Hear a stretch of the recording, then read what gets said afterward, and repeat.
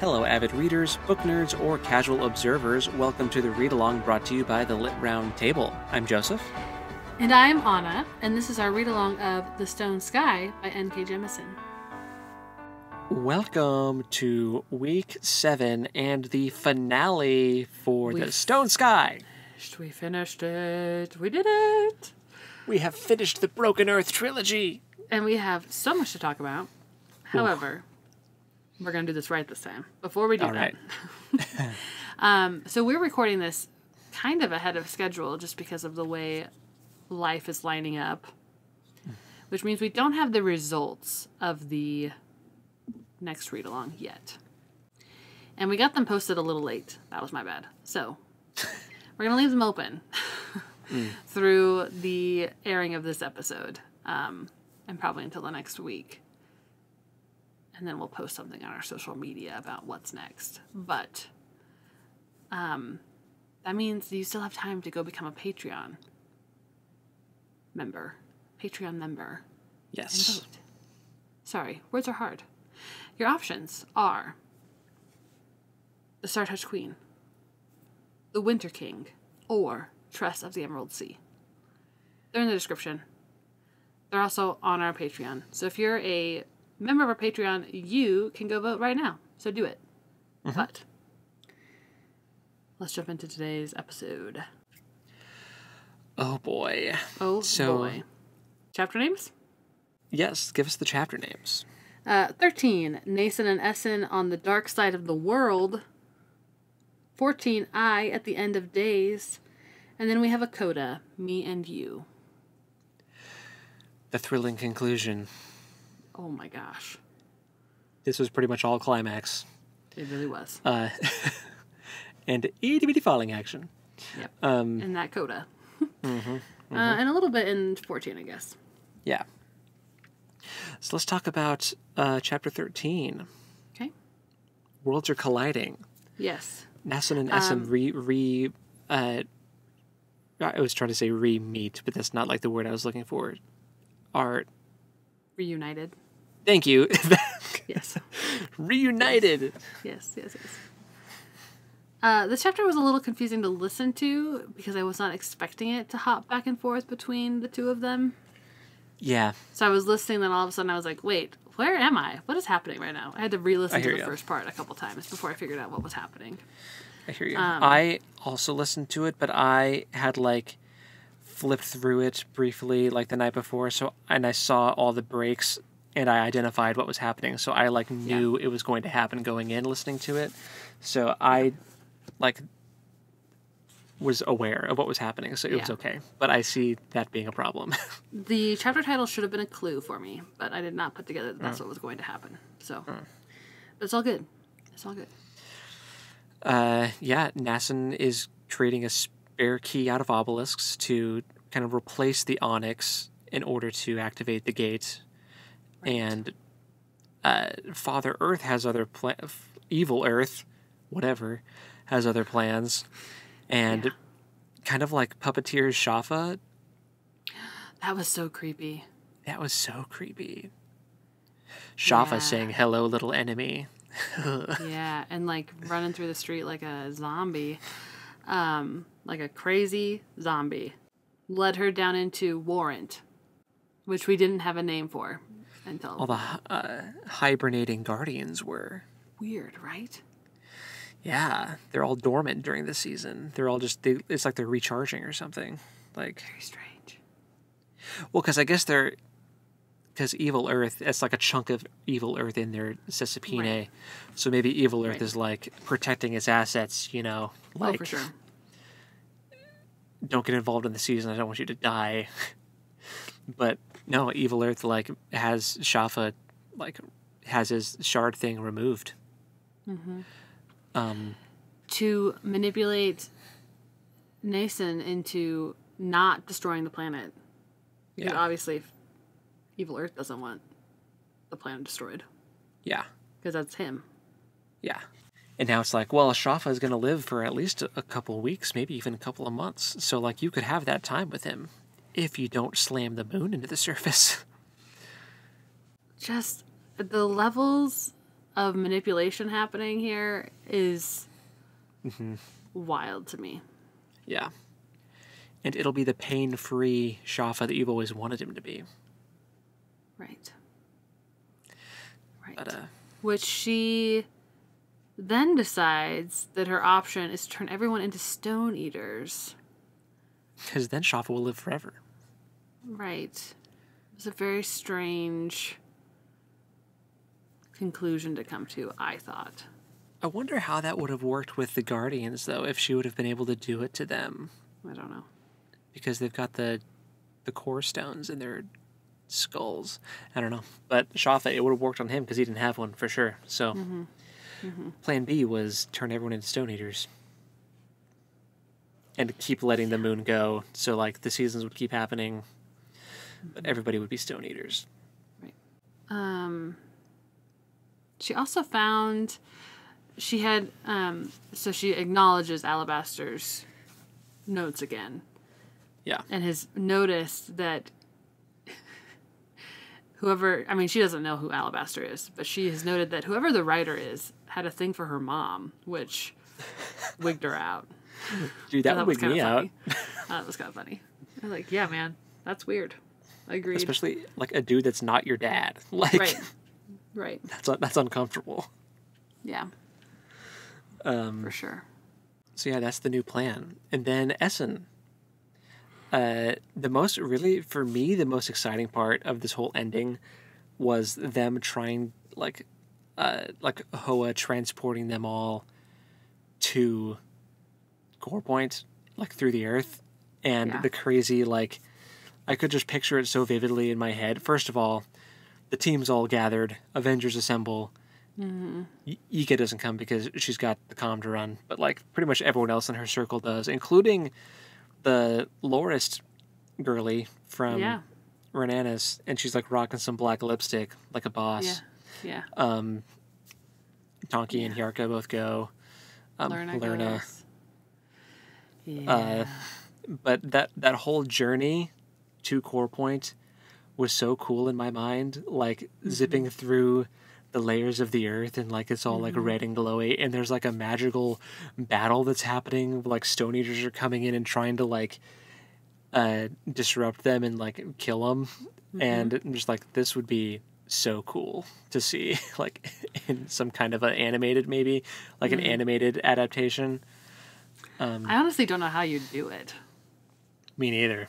Because I can picture it in my mind's eye, but I don't know how to translate that onto a two-dimensional screen.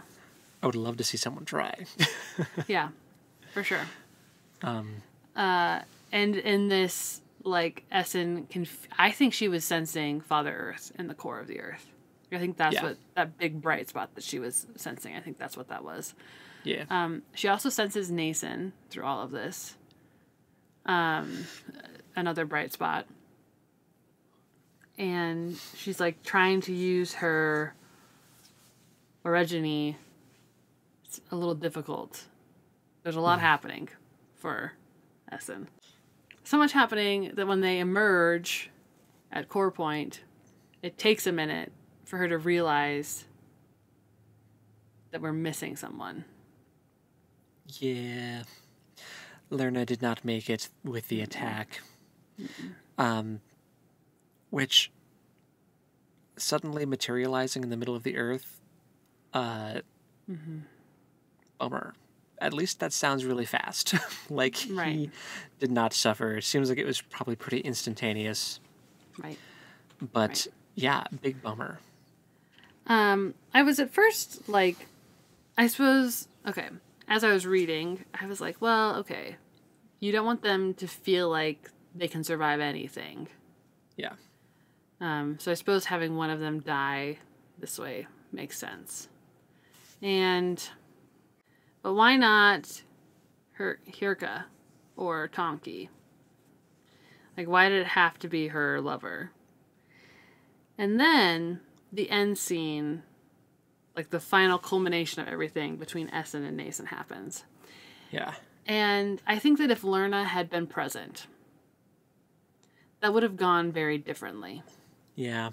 And so I think having Lerna not there makes a lot of sense. It was very sad. It was very sad. I do wish that it almost felt like an off-screen death, you know? Yeah. I mean, it kind of was. Because you don't realize what had happened until it's over. And it's just like, oh, okay, no goodbye for him. He doesn't even get no more dialogue, nothing. Just gone. Which, I mean, that can happen in real life. You don't always get the closure you want. Right. In these circumstances. So it's just We hard. had the kind of heartbreaking moment of Essen being very sad, but numb to this.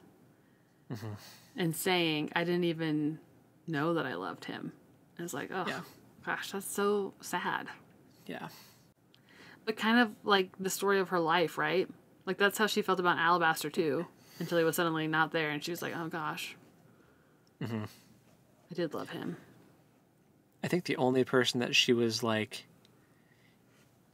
super hardcore, yes, like, I love this man, was Enon from Maeve. Yeah, for sure. And Alabaster, both of them. Right. Yeah. Yeah. I feel like everything else has been kind of like convenience or just kind of like stumbled into it unintentionally.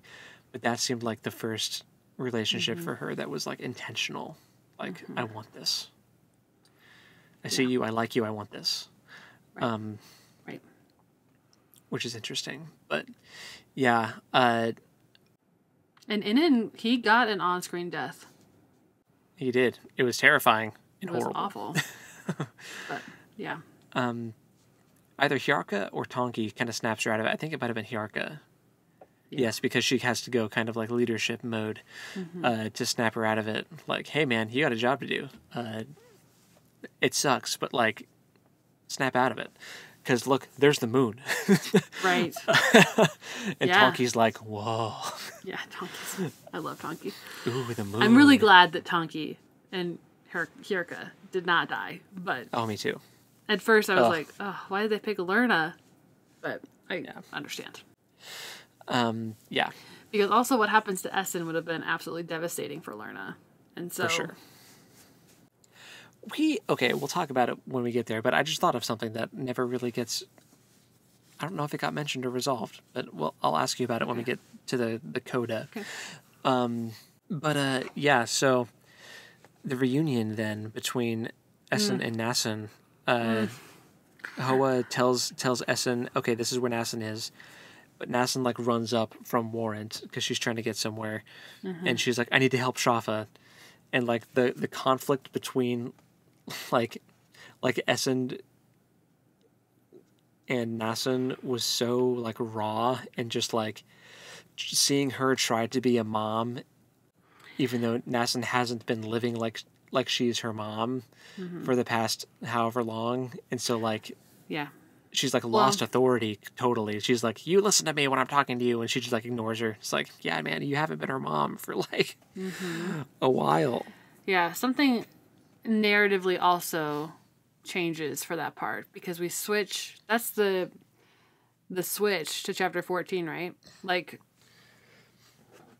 oh, because they see each other and then it switches over, doesn't it? They see each other and then it switches to Hoa's perspective, first person, instead of getting this like weird third person, second person switching. And so Hoa is telling this from his perspective of like how they're interacting, and he's like, yeah, he like point blank says, you have not been the parent that she needed. Yeah. And there's so many moments where he's like, your daughter's so beautiful. She's standing there, she's so strong, and she is so capable, and what a beautiful daughter you have. And you're just so proud of her. Yeah. Which was very sweet. In the moment where she says, I know about Jija. Like, I know what happened to your dad. That was hard. Yeah. Yeah. Such a gut-wrenching reunion for those two characters. Also, And and I've especially, been looking for you. I've been looking for you, yeah, but you haven't been here. But I couldn't find you. just trying to find the words and not being able Yeah. to. Like, there's so many Yeah. emotions that they want to express to each other, but it's just. And once Essen figures out that they don't really have the same goals. Mm-hmm. And then it's a power of, like, actual magic powers between the two of them, Mm-hmm. where Essen is trying to use this jerry-rigged kind of spare key Not of Essen, obelisks Nason. or Nason Yeah. to try to turn everyone into Stone Eaters. Not and Essen, jerry-rigged. She's very, like, intentionally... I don't think she understands exactly what she's doing, but instinctually she's, like, crafting these obelisks into a very specific order yeah, to recreate the onyx. Just by instinct, which is crazy. but Essen Mm-hmm. actually taps into the Onyx, and the Onyx takes precedent because it kind of has a personality and a will of its own. Mm-hmm. And it's like, oh, these are my obelisks now. Yeah, it kind of takes over. But there's still like a struggle. Like there's still Mm-hmm. like Nassan and Essen duking it out is still like quite the power of, like, the battle of wills between the two is very intense. Yeah, because, okay, so let's talk about that. Essen's will is to save her daughter and create a better world for her to live in. Which the Onyx likes. The Onyx Yeah. likes that. Nason's goal is to save Shafa, Yeah. and that's pretty much it. So both incredibly driven by love for someone else, which was very interesting to Yeah. see. And very telling. Like, I feel like there are lots of times where you've got two opposing sides, and when you boil it down to what the objective is, it is, like, singular, right? Like, my objective here is to do this, to save this person. I'm thinking, like, Yeah. Star Wars and Anakin with Padme. You know? And like, what are you willing to do to save that person? Turn everybody on the planet into Stone Eaters. I mean, how old is Nason again? Like 10, 10? almost 11. So So like, that's a lot of power resting on a literal child. yeah. I mean, if you think about it, though, she would have effectively saved everyone and made everyone immortal. Right. Like, everybody would have been these immortal Stone Eaters. And Hoa says later on, like, there's multiple ways to be human, and this is one of the ways. Like, this is kind of how Right. he's coped with his current state. He still sees himself as human, just different. So, like, it's just interesting to think about if Nassan had succeeded in her original goal. Like, yes, the seasons would have still been happening, and Father Earth would have still been, like, mad. But if they're Stone Eaters, who cares about the seasons? Like, Right. Well, so here's the other thing, though. If Nason had been successful, and if Essen had not intervened the way she did, yeah, Nason would have been turned into stone. She would not have been a Stone Eater because she had opened the obelisk gate.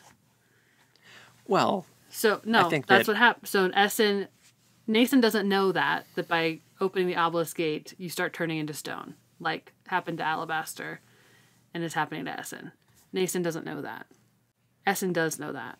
I And thought that there's a her and part- Shafa had mentioned that before, though. Did he? Maybe he did. Like, that she was going to turn to stone, and that's what Steel wants. And they were kind of working against him together thought- to try to I prevent thought that was a revelation that Essen had, that Steel was trying to turn her into stone. Oh, I thought that Shafa had that. I don't know. Essen. Anyway, But but there's a moment in the chapter where Essen has the realization, like, she can see the part, like, the magic in Nason start to do that thing where it all Yeah. lines up. And she, Yeah. like, redirects that energy at herself and takes it on. So it doesn't happen to Nason. I think Nason didn't realize that she would turn into stone, but she wanted to turn everyone into Stone Eaters. But that's not And the I same think- thing as being turned into stone. Right, but I mean, I think that Steel could have turned her into a Stone Eater after that. because Sure, that's what eventually. happens to Sure. Essen Alabaster in the and long Essen run. eventually. Yeah. Yeah. But my point is that Essen realizes, oh my gosh, if she does this, if she Yeah. succeeds, she'll be destroyed. And she didn't want that. Yeah. So she takes all that on herself. And she turns to stone instead. Well, and then she also realizes that they're at a stalemate. Mm-hmm. And that this will, eventually they'll both run out of juice, but... Because her daughter, Nassun, is using magic and orogeny simultaneously. And she's like, I've never seen anyone do that before. This is crazy. It's so powerful. And Hoa's like, yes, we call that tuning. I know, I was like, oh my gosh. That's so cool and terrifying. She has become a tuner. Yeah. That's crazy. Yeah. Yeah. But yeah, And so then Essen gives up. she gets stoned. She does. But she not in the cool kid way. Yeah, You know. the cool kid way. Yeah, she turns to stone, literally. Yeah. And But Nason like recognizes that this is happening and doesn't really understand why her mom has given up. the moment where like it was so cool to me when the Onyx is then kind of prompting Nassun, like she Like a taps into computer. the Onyx and the Onyx She's is in like, command line. yeah, pretty much. And she can see, like, the Onyx kind of projects what Essen's intent was to Nassun, and she can see what her mom's intentions were, and they were just, like, make the world a better place, like, stop the season, save the world, bring the moon back into orbit, like, all this stuff. And the Onyx is like, should I do it? Yes or no? Which she chooses yes in the moment, which, yay. Yeah. Not a world full of stone eaters. Yeah. But that was a cool moment where she finally realizes what her mom's goals were and that she recognizes that that was better. Yeah. Even though her mom ended up kind of dying. I mean, she did die. Yeah. From Nassun's perspective, certainly. But, yeah. And then that's pretty much the end of 14, right? Yeah. When she says yes. Is that the end of 14? I think it is.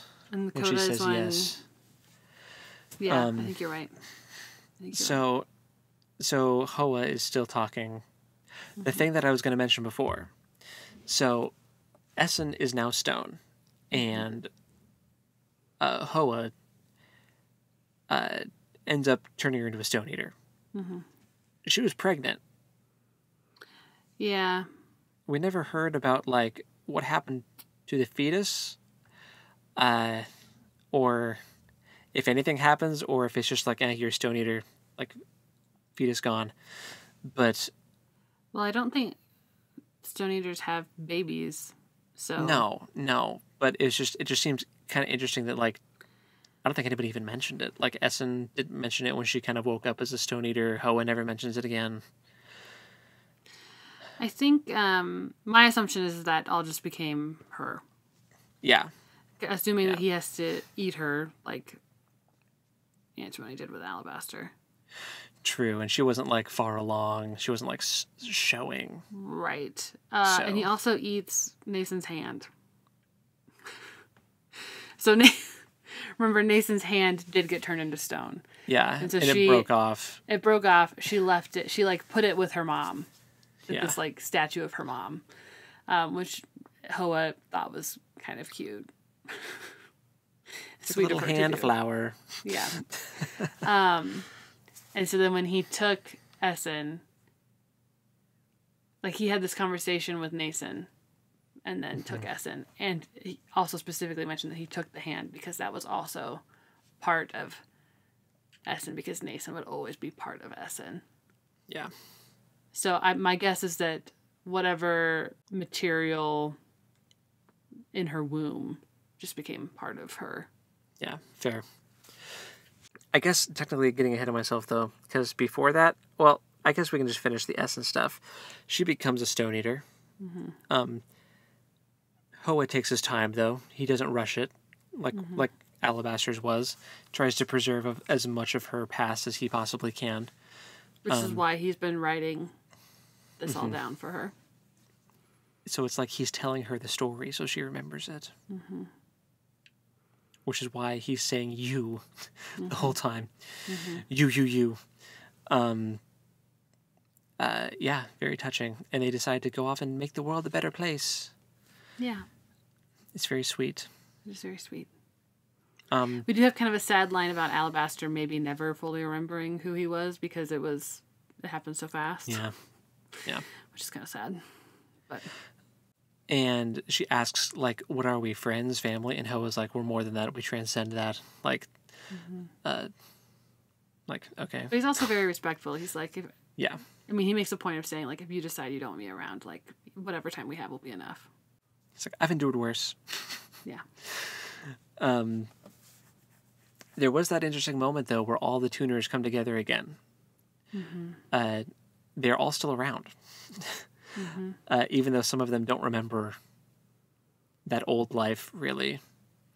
And Greyman was Gaywa or Renoir or whatever. I think I had mentioned before, like, I bet that guy's the Gray Man. And indeed. Kalenli's brother. Is that who you're thinking of? No, the Stone Eater, the kind of snarky tuner guy. Yeah. The other one that was named and fairly prominent. I was like, I bet that's Steel.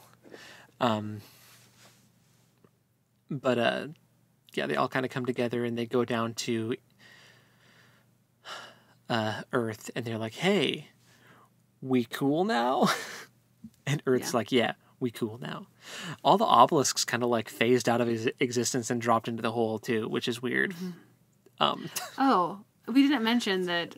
So the Onyx was on the other side of the Earth, and so Essen had to tap into some kind of energy, and the energy she tapped into was all of the Guardians. Yeah, they all got crystallized. Basically zapped them all. Yep. Yeah. And they all got like, give me your juice. Yeah. Crazy. So that was not crystal, gem. She turned them all into gems. Which is and wild. then the obelisk just kind of like snaps into existence above their heads, which I imagine would be terrifying and rather loud. But yeah, man. So all the Guardians are gone. The tuners go down and kind of like talk peace with the Earth. Yeah. And yeah, Earth is like, oh, Moon is back. The obelisks are gone. The Onyx is still around just in case. And that just kind of sinks into the ocean. But yeah, the Earth is like, okay, no more seasons. So, yeah, nice. No more apocalyptic events. No more Guardians. There's no need for Guardians anymore. And that conversation with Hoa and Nassan about how, that was so good. About like, because Nassan's like, okay, what now? Now people don't have a reason to keep Origins around because like there's no more seasons. So aren't the people just going to try to kill us? And he's like, well, there's also no more Guardians. So like you could easily enslave them. But it was just a really crazy conversation. He was like, yeah, like they didn't even need to really enslave you. There were always choices. These were choices that were made to solve a problem, but there were other options. This is just what they chose to do. It's like, man. N.K. Jemisin. Yeah. It's very good. I see your commentary. Oh, for sure. About the non-necessity of slavery and how it was choices that were made. Man, so good. But yeah, the world keeps spinning. The moon is back. Tonki lives. Tonki lives. She does. Crazy climax. Crazy. What a wild ride. Yeah. So, okay.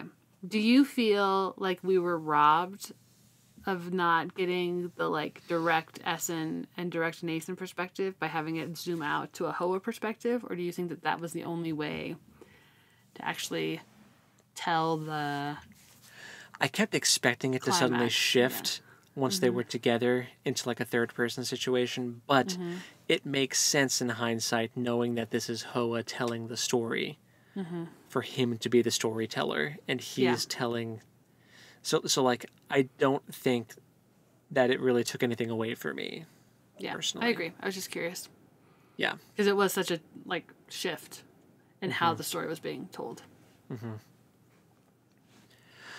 I do still have, I still have questions. Like, if all of the Guardians go to Warrant for a season, and assuming that they all take those vehicles to get there, how did Evil Earth not just, like, corrupt every Guardian like he did with Shafa when they went through this last time? What do you mean? Like, they took the vehicle to get to Core Point and Warrant, right? And it seems like that's the way to get there because it's on the other side of the world. And Shafa remembers being in the vehicle before, Right. and all this stuff, and he like remembers the language and all this stuff. But he goes through with Nason, and Evil Earth like totally rocks his mind and like turns him into a vegetable for a couple of weeks, and then like reanimates him as an Earth zombie. Like, you're my puppet now, dance for me. Like, why didn't Evil Earth do that every time a Guardian went back to Warrant in a vehicle? Well, how do we know he didn't? Like, Shafa has some pretty immediate and immense fear once he figures out that's where they're going. Like, he has kind of a PTSD reaction. Would you not agree? Yeah. So what if and then these Guardians are just, like, hooked up in these, like, almost stasis chairs? Like, that's a weird thing for them to willingly be like, oh, now it's time for me to sit down and hook up to this thing and blah, blah, blah. And, like, the mechanisms in this area are, like, self-directing. Like, there's not someone there pulling the levers, getting Shafa to do anything. Yeah, I guess I'm just curious because it seems like for the Guardians, whenever one of them starts to lose it, and starts to become more like infected with Evil Earth, they kill them because they're compromised.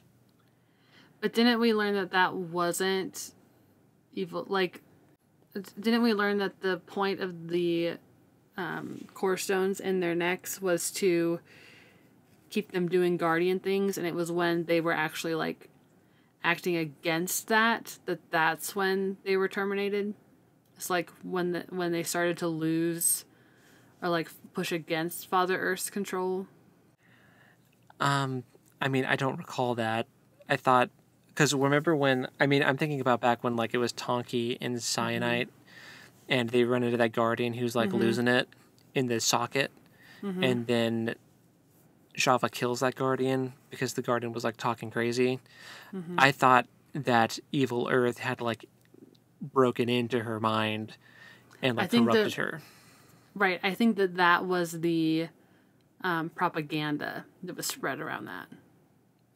Oh, so you're saying it was flipped, actually. Right. Like I think that was the lie that they said to make that okay.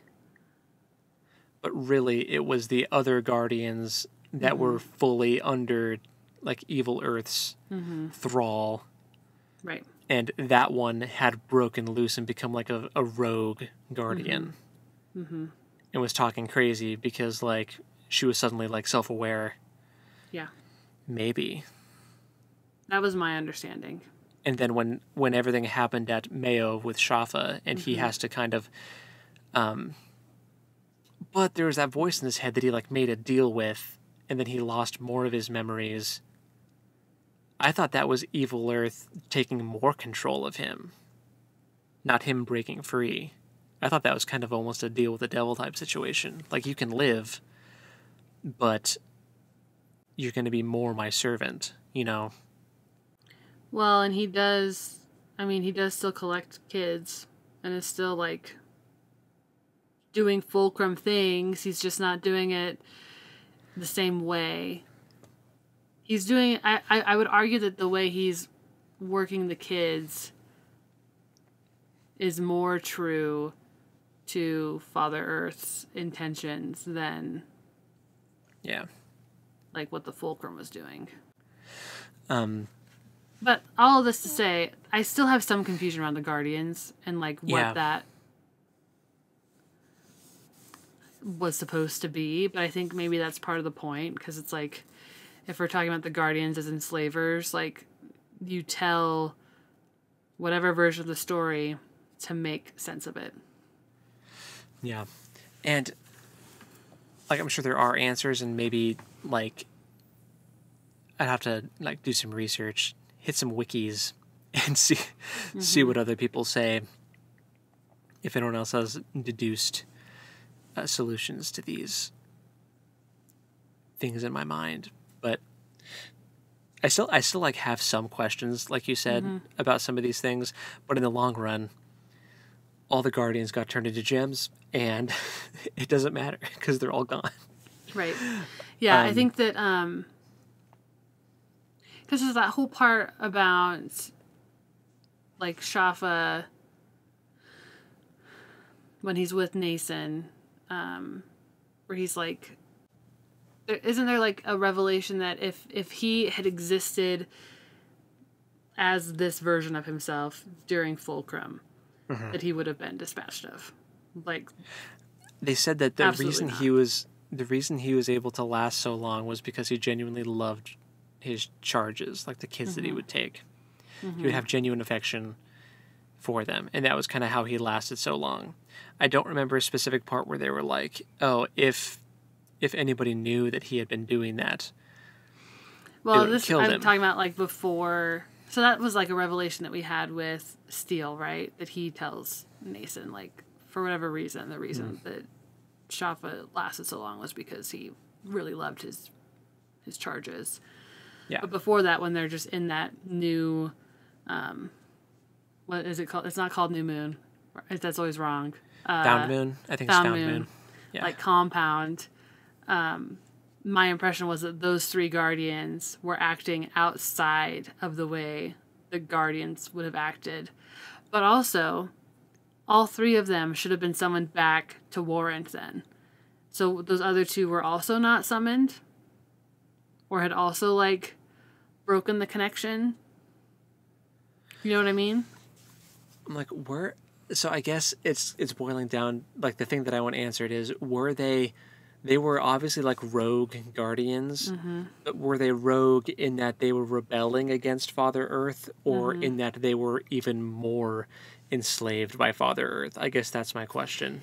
Yeah, I don't have an answer. I'll have to try to do more research into that, because if they were more enslaved, then my question of like, why didn't Father Earth just always like enslave all of them in the VM along the way to Warrant stands. But then if the ones in Warrant that were like in the chambers were the ones fully under control, there's other things that don't quite make sense either about, like, you know, everything we just discussed. So I don't know. Right. The Guardians are confusing a little bit. Also, how'd they get off the moon? Well, and these aren't the original Guardians. So, like, how are they recruiting new Guardians? Are they like... Are Guardians recruiting other Guardians? Because I think I remember someone saying something about having potential as a Guardian. Right. So they definitely did. But I don't know if they were like Origins that had Guardian potential that they would like take and then have them become Guardians, or... I don't know. Because the Guardians use magic instead of Origin. So right. If you have like... Right? If you have potential to like see the silver threads, they take you? Yeah. I don't know. I don't really know. There are still questions. Yeah. But I think that they're questions that it's okay that they're hanging out there. Because they weren't. They were just part of the world building. They weren't part of the storytelling. There was one that was answered, though, kind of offhandedly. It was when all the tuners were talking, and Ho was like, well, why don't it... Because Steele is like, oh, I hate existing. This sucks. Like, it's been 40,000 years. Let it end. And he's like, I just wanted to end it. And then Ho was like, how about a nap? The Onyx is still available. And I was like, oh, was Hoa like taking a nap? And or did they put him in there to take a nap? in Yeah, the was he amethyst was or he whatever, whichever one it was he grumpy, and so they like threw him in the obelisk? That's Is that funny. what happens? That's very funny. Yeah. Anyway, so what did you think as a whole of this series? Give it your rating. 10 out of 10. Easy. Nice.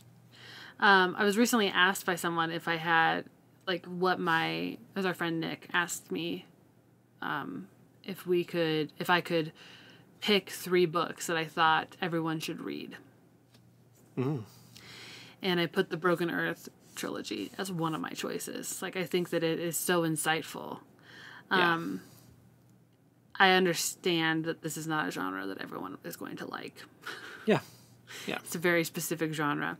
But I do think that the commentary on the human condition and, like, what it means to be a person going through life and love and pain and trauma, generational trauma, I think it's very, very good and very well done. And like motherhood and what that means. And fatherhood. Like trauma.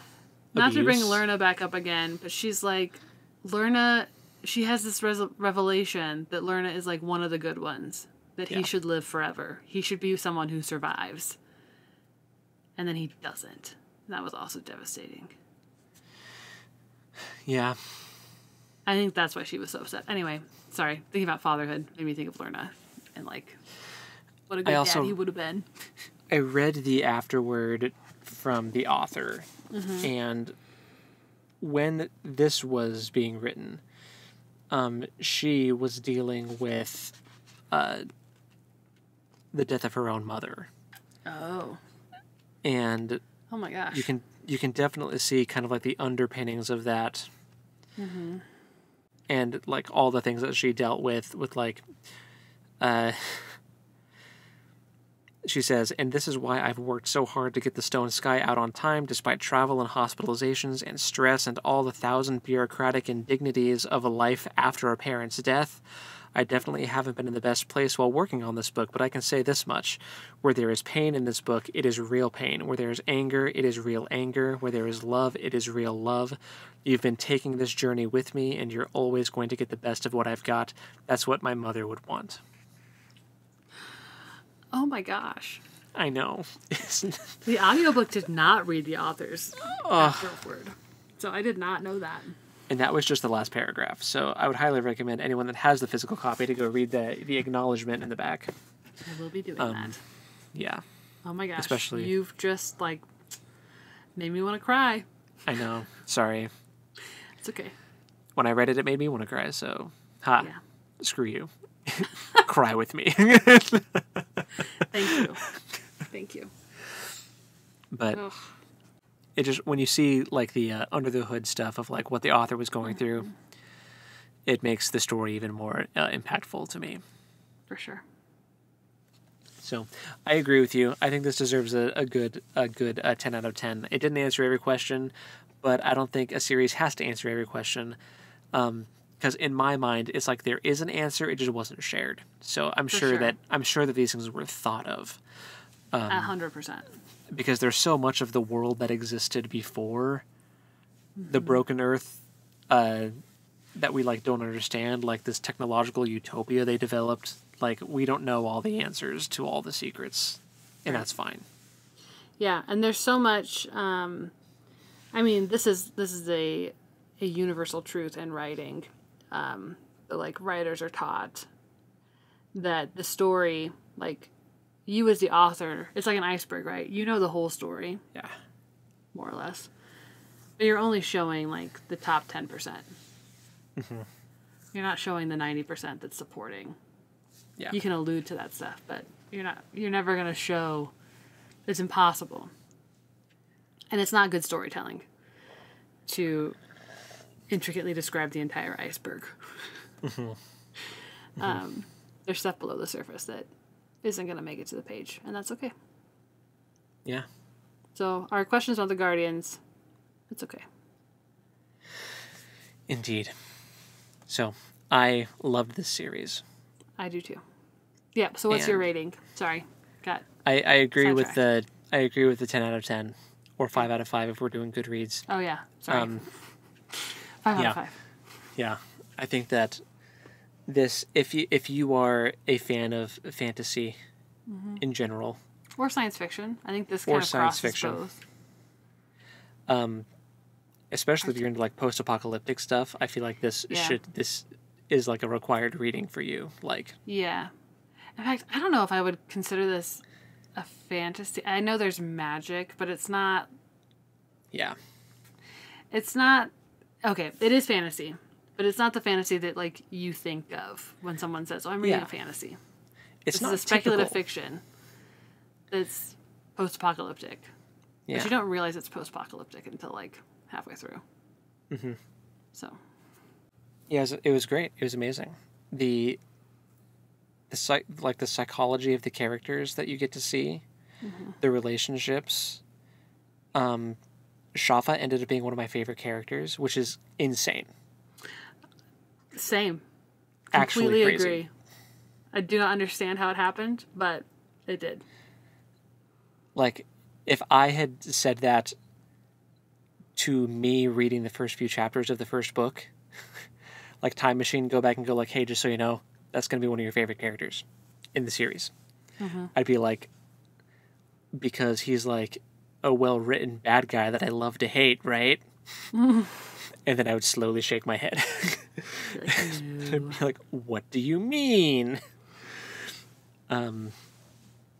Yeah, just such good storytelling. I think we need to read some more N.K. Jemisin at some point. She's written other stuff. Yeah. I'd be down. She's written other stuff. So, And I can totally see how all three of these books have been Hugo and Nebula award winners. yeah, the backs. The Guardian says these novels are a gift to the whole of our culture. I agree. And they read like they were written like last year. I think this know? was 2018 for The Stone Sky. Yeah. Yeah. So they're older than you think they are. We Yeah. are late to the party. For sure. But they're 2017. They're so contemporary. Like they feel so pertinent to what's happening in the world today. It kind of blows my mind that these were written before George Floyd. Right? Like, Well, okay. That's our blind spot showing for sure. yeah, well, we're also in like very different places mentally and like Yes. Than we were in 2017. 100%. developmentally. Like, we had some different opinions, but anyway, it reads very contemporary. You're right, even though Yeah. it's 2024, so that means these are like Like, it's bonkers to me that this was written pre-pandemic. Pre-2020. so. This book is like 6 or 7 years old, Yeah. which is mind This blowing. one. COVID The last was 4 one. years ago. COVID feels like it was last week, and it was 4 Yeah. years ago. No, it wasn't. Just our perception of time is so warped now ever since then. But anyway, yeah, I think that everyone should read this, or at least try to read it. It's amazing storytelling. The audiobook is very good. I know there were some parts that were confusing, but if you, but you can get through it. Yeah, it It's was just- you well just- orated. It was well orated. It's just that there are a few points where you're like, wait, who's talking right now? Yeah, But you can suss it out. So, suss it out. Yeah, so wonderful. Well, I guess you guys are going to find out what the next book is soon, but not yet. yes, but not yet. It'll be posted in places. And I'm excited to find out what it is. Me too. So, once again, if you haven't voted and you want to, go to the Patreon. The links are in the places. Go check it out. The lowest subscription tier gets you the right to vote if you want to choose what book we read together next. So, Do it. I guess until next time then, happy reading. And we'll talk to you next time. Later. Bye.